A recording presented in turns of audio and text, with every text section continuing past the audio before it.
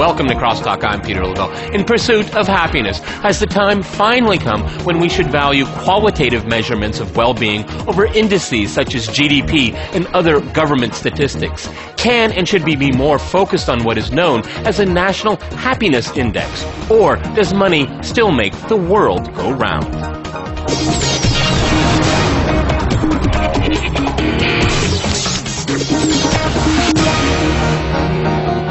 To Crosstalk, the Index of Happiness, I'm joined by Mark Anielski in Edmonton. He's an economist and author of The Economics of Happiness, Building Genuine Wealth. He's also an adjunct professor at the University of Alberta. In London, we have Saamah Abdallah. He is a researcher and data expert at the New Economics Foundation Centre for Wellbeing. And also in London, we have Christopher Snowdon. He is a research fellow at the Institute of Economic Affairs. All right, gentlemen, this is Crosstalk. That means you can jump in anytime you want. Mark, do you believe in an index of happiness? Because we all know what GDP is. We can all follow the stock markets, and we know what financial institutions are doing if they're going up or down. We know about mortgages. We know just about everything you can imagine about the economy, except for maybe if people are happy.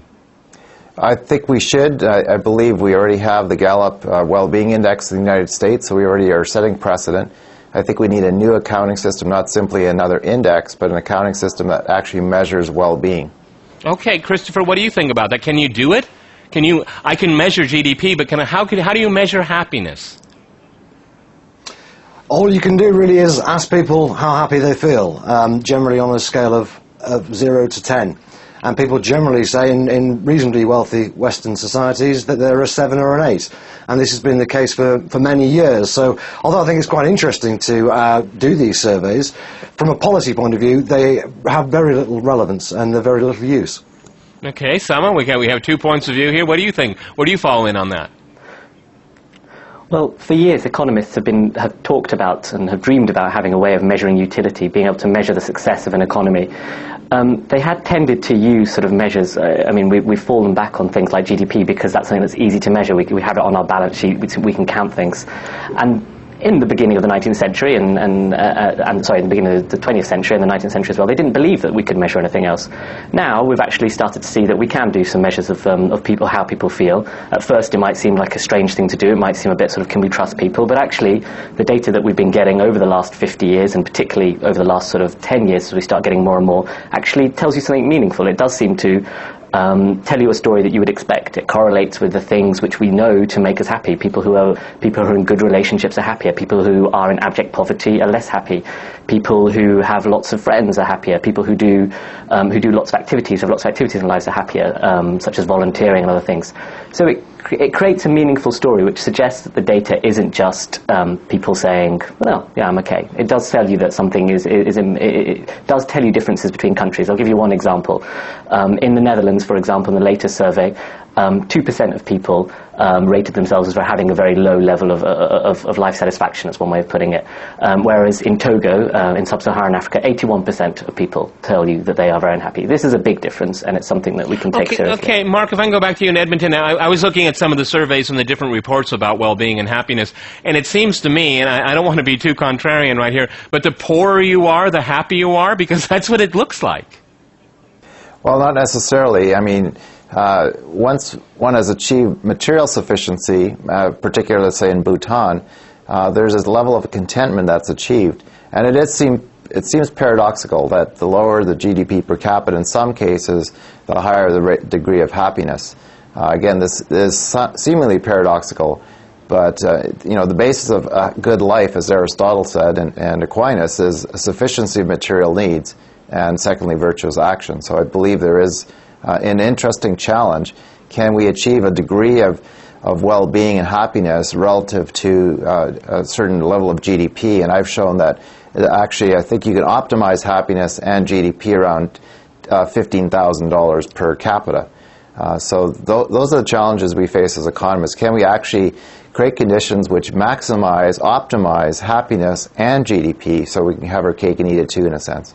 Okay, interesting. Christopher, what do you think about that, and what is the role of the state in all of this? I mean, Saamah mentioned a number of things, the number of friends you have, or what kind of relationship you have. I mean, that's just something the state really, well, I certainly hope doesn't have anything to do with, not now and in the future. I mean, how do you make some kind of algorithm for that? Because I couldn't even imagine that.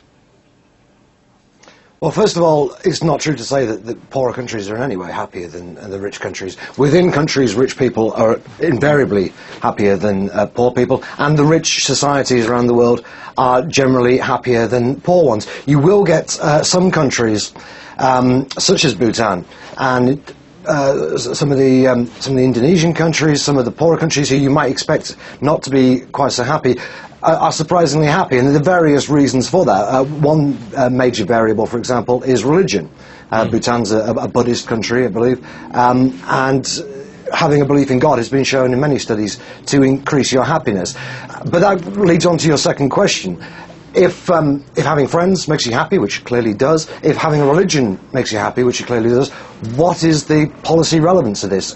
Can the government introduce some sort of theocracy? Can they somehow force you to have friends, force people to spend time with you? Clearly not. And this is a problem with the happiness studies, is all the factors that improve happiness, either the government can't do anything about them. In the case of, for example, people tend to be happier in sunny weather, or they tend to be happy if they're married. Government can't affect that. Or it won't do anything about them because the government has bigger priorities. So, for example, it might be that we would be happy if we had a huge road building exercise in Britain to get people out of the misery of being stuck in traffic. That's not going to do it. There are any number of priorities such as climate change, the environment, equalities, diversity legislation that will block out any kind of moves that actually might make people happier. Okay, Saamah. And thirdly... Okay, go ahead. Keep going. Mm-hmm. Thirdly, there are the things that the government's already doing. So we know that people who are very ill are unhappy. We know that people who are unemployed are unhappy. But we've known this for many, many years. Like everything else in the happiness economics, it's obvious stuff. And the government has long been pursuing an agenda of creating jobs and of improving the health service. And life expectancy has gone up in Britain by 10 years in the last 50 years. And again, it seems to have had no effect on happiness per se, but does that mean we should abandon it? I would say not. Okay. Saamah, what do you think about that? Because when I think of government, I tend to feel unhappy. Go ahead. Well, I can think of two counterintuitive examples, or examples that have changed the way we think about things. One is mental health. So mental health until recently has always been considered slightly marginal in the health budget. It's always been given less money than various sort of different aspects of physical health. But in fact, if you look at the impact of different diseases on people's well-being, the mental health has a much bigger impact than many other illnesses. So one of the things you can take, and one of the things that the UK government has done, is started to take more seriously investing in mental health treatment. Giving it a higher priority than it did before. Another example is commuting. Chris mentioned getting stuck in traffic, and that's true actually. One study which asked people to rate how they felt at particular moments, so a bleeper rings off and you have to say how you feel, found that people were least happy, not when they're at work, but actually when they were commuting, when they were on their way to work. Now, one of the lessons that we can draw from this, and there's other studies which have shown that people who have a longer commute have a lower level of life satisfaction on average, controlling for all other things like sort of income and those sort of things. So one lesson that we can learn from that is that people sometimes perhaps mistakenly think that, if I get this job which will pay a higher salary and I travel further, or if I buy a house further out of town which will be a bigger house but I'll have to commute further to get to work, people often think that will bring them more happiness when in fact it doesn't.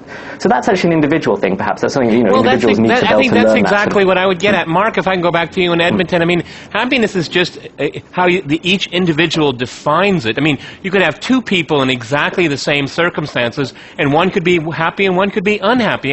And I like this idea of an indice, because all of these other indices are for the state and for financial institutions and for people that make money, not for everybody else. The 99% is forgotten in most indices. I want to believe in this, but it seems to me that even if you have two people in the same circumstances, you could have very different outcomes.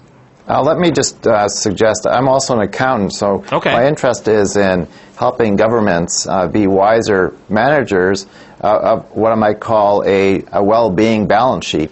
Right now, we're operating the economies without a balance sheet. We use an income statement called the GDP, but really there's no kind of accounting for the assets, the human, the social, and natural capital, that actually underpin well-being.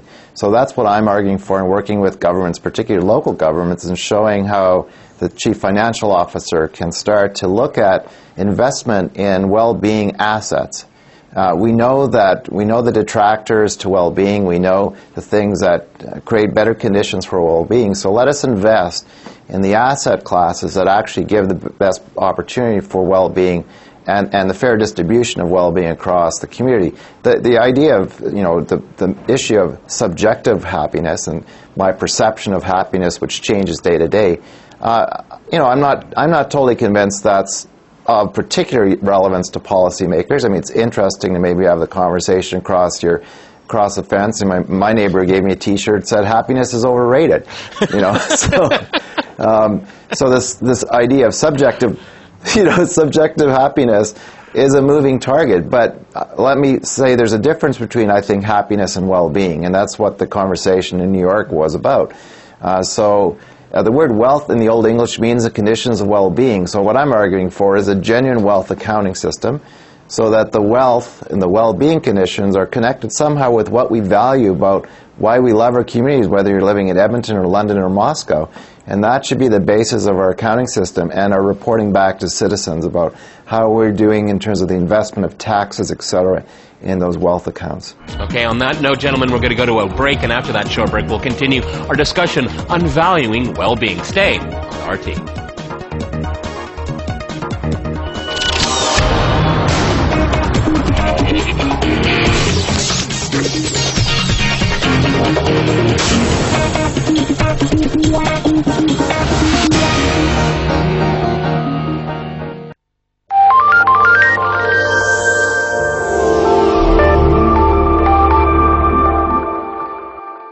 Dear Mom, I'm sorry that I had to do this. I've been in so much pain in the past year that I can't take it anymore. The stomach and chest pains have been getting worse, and no doctor has been able to help me. Please know that I'll finally be at peace and with no more pain. I wish I could have had a life with Elizabeth. I always pictured her being my wife and mother to my kids. I love you all. See you all in heaven when your time comes. I'm going to meet Jesus Christ. Thousands of U.S. troops in Iraq received one of these drugs, a drug called Lariam, and it may have prevented many soldiers from getting sick. The question tonight is whether or not soldiers were adequately warned about its rare side effects, serious, life-changing side effects.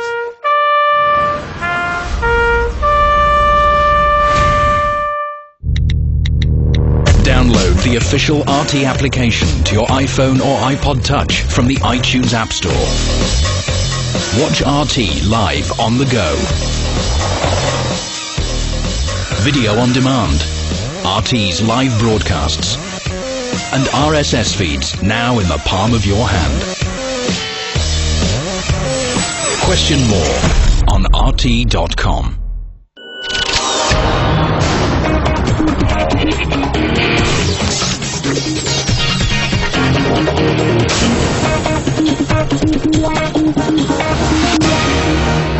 Welcome back to Crosstalk. I'm Peter Lavalle. To remind you, we're talking about how to value happiness.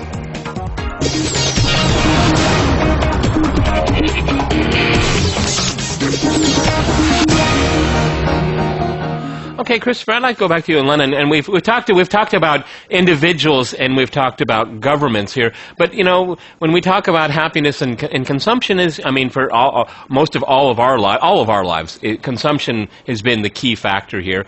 And consumption and capitalism have almost everything together. I mean, is this something the capitalist ruling class was interested in? They just want people to buy stuff. Okay, they're not particularly happy if they're worried about if you're happy about it later or not. Okay, I mean, if we look at the debt crisis of the last decade, they didn't worry about our well-being. They just wanted us to keep borrowing. So, I mean, my point is, what is the role of capitalism in the economy in all of this? Well, people pursue their happiness. Regardless of whether they pursue economic growth or whether they pursue wealth, people primarily and instinctively pursue happiness. And they can do that in one of two ways. They can, or both ways. They can vote. They can vote for the politician who they think will make them most happy, and they can go out and buy things.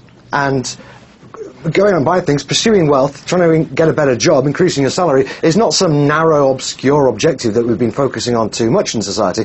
It's incredibly broad. It's the broadest possible aim that you can have, because money is just a token with which you can do anything. If you want to go out and buy fine food, or go on holiday, or stop working, or retire early, you will need money to do it. So it's a very broad and sensible objective to pursue wealth for yourself. Of course, it shouldn't be your only objective, and if it is your only objective, you'll be very unhappy. And I'm not going to argue that sometimes there's a market failure.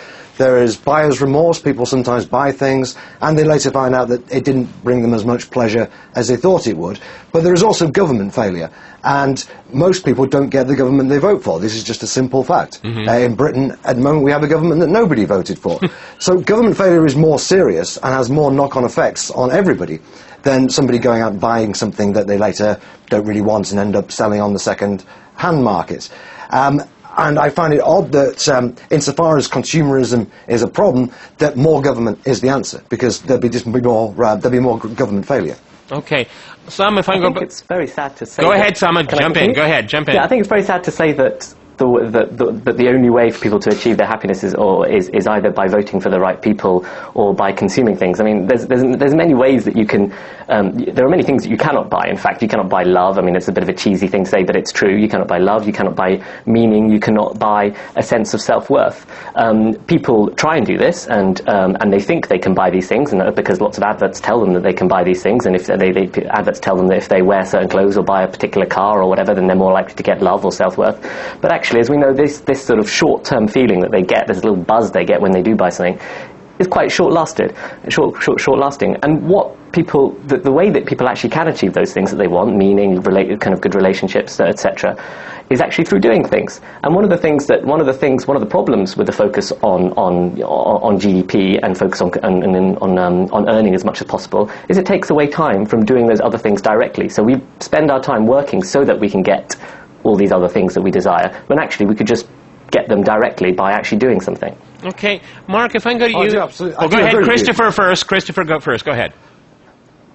Well, I do agree with you, but as a political economist, I was looking at it from measurable outcomes. There's the politics and there's the economics. Of course, people pursue love and friendship and all these things that are free, and they're, at the end of the day, probably the most important thing. But money does provide freedom, and it does provide a certain degree of happiness. You will need to put food on the table at some point. Now, how you divide your time up afterwards is entirely up to you, but you do have the freedom to go out and get a part-time job. Your work-life balance is entirely a matter for you, and it's clearly going to be different for a 23-year-old city trader than it is for a 50-year-old mother of four. But that's for the individual to decide, and not the government. Okay, Mark, if I go to you... Sadly, that's the problem. Okay, let me go to Mark in Edmonton. I mean, I kind of want to go on the side of Christopher here. I mean, people do accumulate wealth so they can do what they want to do, okay? That's why people do it. Maybe there's certainly people, and I've met them. I was in investment banking, money for money's sake. But I don't tend to think that they are the majority. I think most people, they want to accumulate some kind of wealth and security so they can do what they want, all the things that we've talked about on this program. I agree. I think having a certain stock of financial capital so that you can pursue happiness and relationships and meaningful work, I think I try to live that in my own life.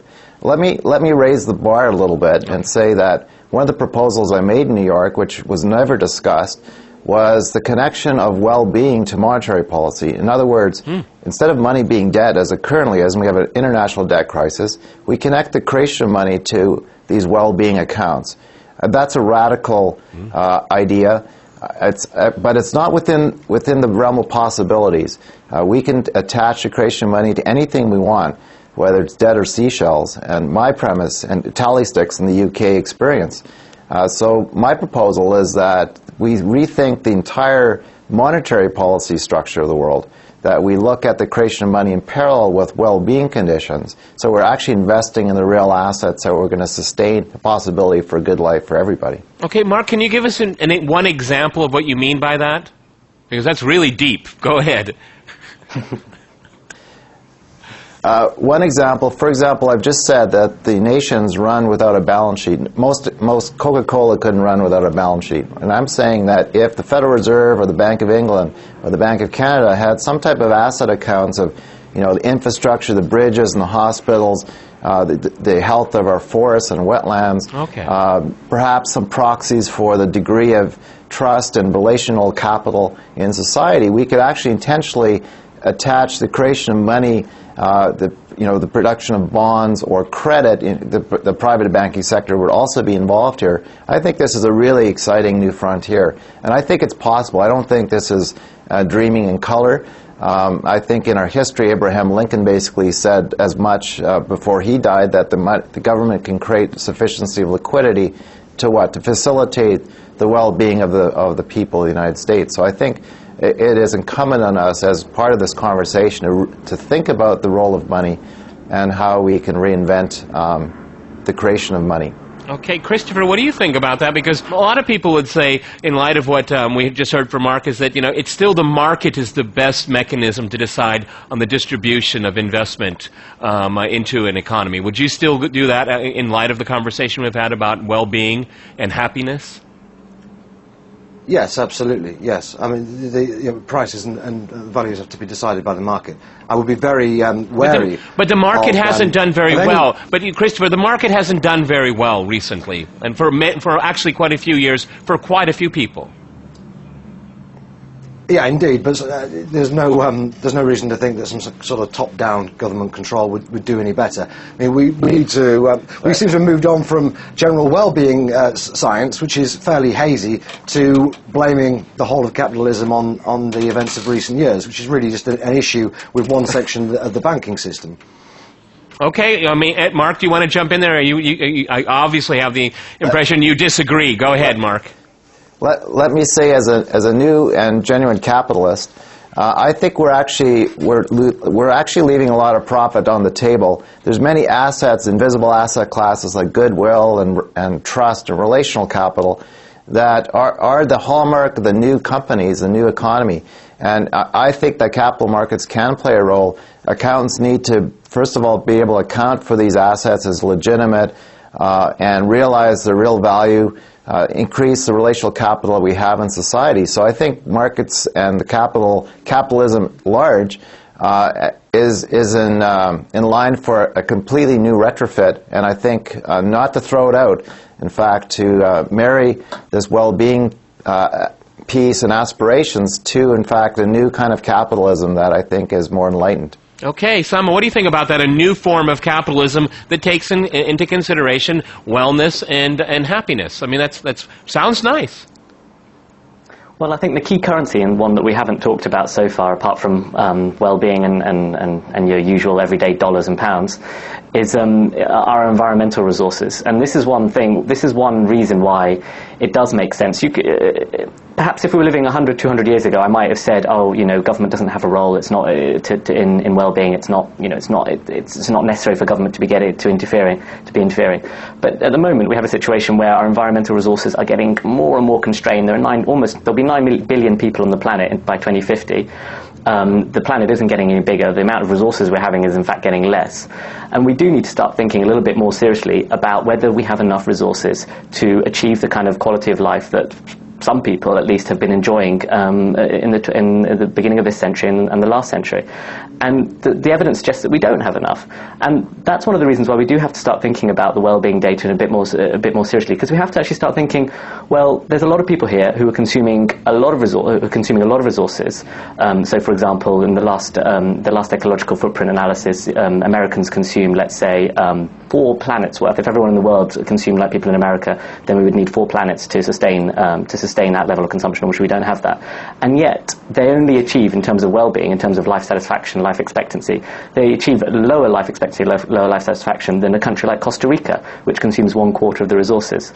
So that brings you another dimension of efficiency. So if there are some things that some countries are doing which is inefficient in terms of converting environmental resources into well-being, that's something that those countries need to be looking at. Okay, Christopher, so let me pose it this way in light of what Saamah just said. So Britons and Americans should consume a lot less, okay? Let's cut it in half. Let's cut out 75% of it. Are they going to be happier people? I would very much doubt it. I doubt it People too. pursue happiness, and the people expect to have a better lifestyle than their parents did, and we've been expecting that for several centuries, thanks to consumer capitalism making that possible. And what we're seeing here today in this discussion, it summarises what's wrong with the well-being agenda. It just means that anybody's pet projects can be tied in with this very, very hazy, loose bunch of evidence that doesn't really tell you anything apart from the obvious. And rather than going through the revealed preferences of what people actually want in terms of their voting patterns and their consumption patterns, we just bring in any old ideas which people would neither vote for nor purchase. And the New Economics Foundation, for example, wants us to have a steady state economy. They want the economy effectively to be flat or in a state of recession or near recession. I think it's very unlikely that such an economy would make people happy. In fact, I think that it would make people extremely miserable. All right, gentlemen, you know, what is it, economics is called the science of doom, okay? Many thanks to my guests today in Edmonton and London. Thanks to our viewers for watching us here at RT. See you next time, and remember, Crosstalk rules.